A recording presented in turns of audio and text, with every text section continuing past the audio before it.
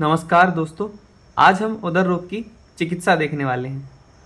उदर रोगों में सामान्य चिकित्सा में प्रमुख चिकित्सा दीपन होती है, क्योंकि सभी प्रकार के जो उदर रोग थे वो मंदाग्नि से हो रहे थे, इसलिए इसमें दीपन चिकित्सा कराते हैं।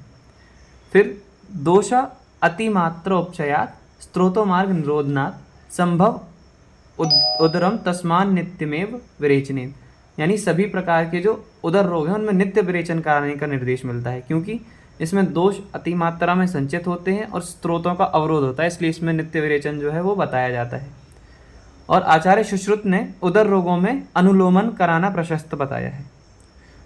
फिर इसके बाद उदर रोगों में त्रिदोष शामक चिकित्सा कही है, क्योंकि सभी उदर रोग जो होते हैं वो प्रायः त्रिदोषज होते हैं, इसलिए इनको त्रिदोष शामक चिकित्सा से हरना चाहिए।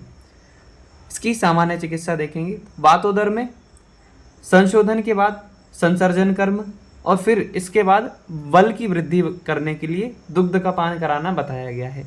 और दुग्ध का पान जब यदि किसी व्यक्ति को दुग्ध पीते हुए जी मचलाना लगे तब उसका दुग्धपान बंद करा देना चाहिए, या फिर उसका बल वापस आ जाए तब भी दुग्धपान बंद करा देना चाहिए। फिर तिल तेल और एरंड तेल की अनुवासन वस्ती देना भी वातोदर में बताया गया है। पित्तोदर, अब पित्तोदर में यदि व्यक्ति बलवान है यानी रोगी बलवान है तो फिर उसको विरेचन करा देते हैं, और यदि रोगी जो है वो दुर्बल है तो उसको अनुवासन वस्ती और क्षीर प्रधान निरूह वस्ती देते हैं। कफोदर में स्नेहन, स्वेदन, विरेचन और क्षार युक्त तेल का पान कराया जाता है। इसके अलावा कफोदर में गौमूत्र, अरिष्ट का पान और चूर्ण से यहाँ पे नारायण चूर्ण, पिप्पले आदि चूर्ण दिए जाते हैं, और अयस्कृति यानी लोह भस्म का देना बताया गया है। और आचार्य चक्रदत्त ने टीका करते हुए चूर्ण अयस्कृति को एक ही मान के इसको नवायस लोह से कंपेयर कर दिया है।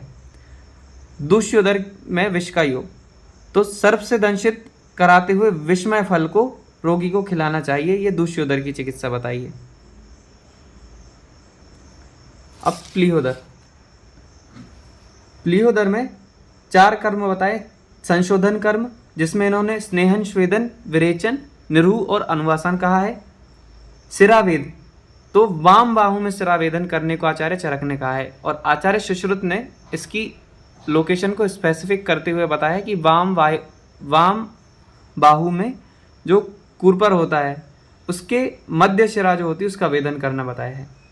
अग्निकर्म, तो वात और कफ प्रधान प्लीहोदर में अग्निकर्म करना बताया गया है, क्योंकि इनमें शीत गुण के कारण ये दोनों कुपित होते हैं और अग्नि शीत गुण का शमन करती है।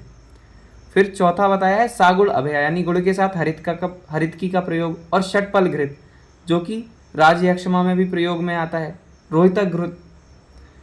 फिर छठवा बद्ध गुदोदर में उदावर्त हर चिकित्सा और वातनाशक चिकित्सा के समान चिकित्सा इसकी बताई है।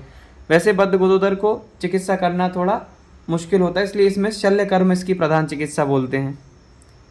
जलोदर और छिद्रोदर रोग असाध्य बताए गए हैं, लेकिन फिर भी छिद्रोदर में स्वेदन के अतिरिक्त अन्य सभी उपचार कफोदर के समान करने चाहिए, ऐसा इनमें बता दिया है। असाध्य मतलब ऐसा नहीं कि एकदम टच ही नहीं करना है पेशेंट को, थोड़ा बहुत उसकी हेल्प हो जाए, तो इसके लिए इनने बता दिया है कि छिद्रोदर में स्वेदन के अतिरिक्त क्या कफोदर के समान इसको ट्रीटमेंट दे सकते हो आप। संचित जल जितना भी हो रहा है एसाइटिस में उसको निकालते जाना है। और इसमें एक बात बोलिए कि तृष्णा, काश और ज्वर से पीड़ित यदि रोगी है छिद्रोदर या जलोदर का तो वह साध्य होता है। अब बद्धगुदोदर और छिद्रोदर में शस्त्र कर्म बोला है। इसमें नाभि के नीचे वाम भाग में 4 अंगुल से मापकर शस्त्र कर्म से पाटन करना है। तो इस पाटन करने को आचार्य चरक ने नाड़ी यंत्र से पाटन करना बताया, और आचार्य सुश्रुत ने व्रीहि मुख यंत्र से। जलोदर में कुछ पथ्य भी बताए गए हैं, तो 6 मास तक दुग्ध का सेवन, 3 मास तक दुग्ध और पेय का सेवन, और 3 मास तक लवण रहित श्यामक या कोदो का भात देने को कहा है। इसके अलावा उदर रोगों में दुग्धपान, मोस्टली इसमें उष्ट्र का दुग्ध का सेवन कराते हैं। सभी उदर रोगों में चिकित्सा के बाद प्रायः पश्चात दुग्ध का ही सेवन कराते हैं, क्योंकि उदर रोगों में दुग्ध को अमृत के समान लाभकारी बताया है।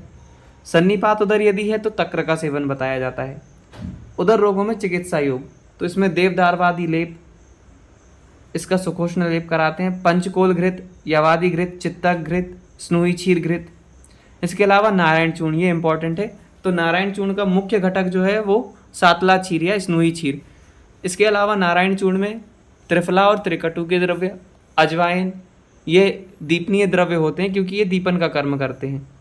अब उदर रोग है यदि, तो नारायण चूर्ण में इसका रूपांतर तक्र के साथ देते हैं।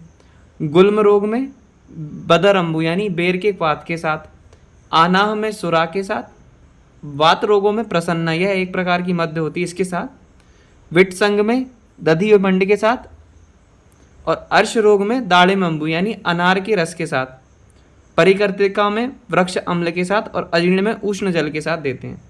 इसके अलावा उदर रोगों में चिकित्सा योग में पिप्पल्यादि छार, छारवटी और एरंड तेल का प्रयोग भी आता है। धन्यवाद। ऐसी ही और जानकारी के लिए सब्सक्राइब करें हमारे चैनल को।